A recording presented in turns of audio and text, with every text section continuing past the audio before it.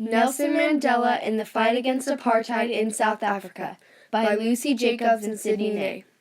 Nelson Mandela was born on July 18, 1918 in Mvezo-Transkei, South Africa.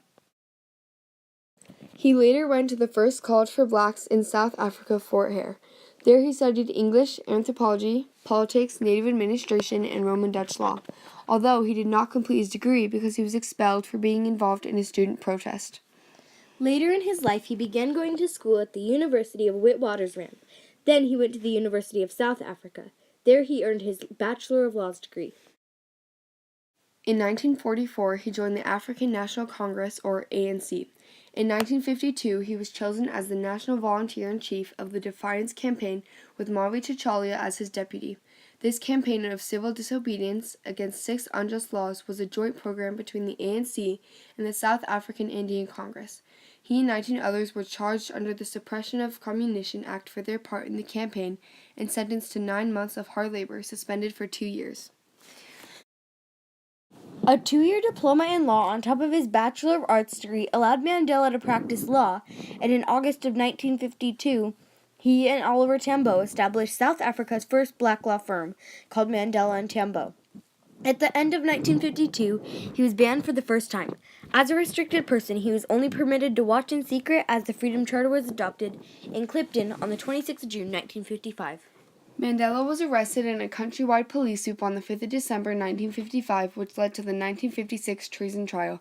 Men and women of all races found themselves in the dock in the marathon trial that only ended with the last 28 accused, including Mandela, were acquitted on the 21st of March 1961. On March 29, 1960, police killed 69 unarmed people in a protest in Sharpeville against the passed laws. This led to the country's first state of emergency and the banning of the ANC and the Pan-Africanist Congress, or PAC, on April 8th. Mandela and his colleagues in the treason trial were among thousands detained during the state of emergency. Mandela traveled to Pietermaritzburg to speak at the All-In Africa Conference, which resolved that he should write to Prime Minister Verwoerd, requesting a national convention on a non-racial constitution, and to warn that should he not agree, there would be a national strike against South Africa becoming a republic. After he and his colleagues were acquitted in the treason trial, Mandela went underground and began planning a national strike for the 29th, 30th, and 31st of March. On January 11, 1962, using the adopted name David Matsamaya, Mandela secretly left South Africa. He traveled around Africa and visited England to gain support for the armed struggle. He received military training in Morocco and Ethiopia and returned to South Africa in July 1962. He was arrested in a police roadblock outside Howick on August 5th while returning from KwaZulu-Natal, where he briefed ANC President Chief Albert Luthuli about his trip. He was charged with leaving the country without a permit and inciting workers to strike. He was convicted and sentenced to 5 years imprisonment, which he began serving at Pretoria Local Prison. On the 27th of May, 1963, he was transferred to Robben Island and returned to Pretoria on the 12th of June. Within a month, police raided Lily's Leaf, a secret hideout in Rivonia used by ANC and Communist Party activists, and several of his comrades were arrested. On the 9th of October 1963, Mandela joined 10 others on trial for sabotage in what became known as the Rivonia trial. While facing the death penalty, his words to the court at the end of his famous speech from the dock on the 20th of April 1964 became immortalized. On June 11, 1964, Mandela and 7 others accused were convicted and the next day were sentenced to life imprisonment. Goldberg was sent to Pretoria Prison because he was white, while others were sent to Robben Island. On the 12th of August 1988, he was taken to a hospital where he was diagnosed with tuberculosis.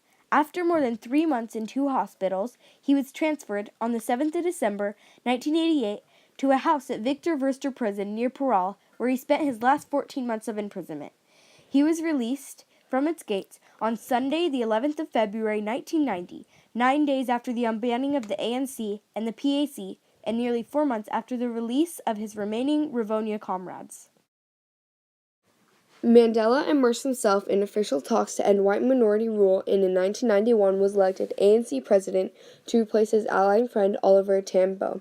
In 1993, he and President F.W. de Klerk jointly won the Nobel Peace Prize, and on the 27th of April 1994, he voted for the first time in his life. On May 10, 1994, he was inaugurated as South Africa's first democratically elected president.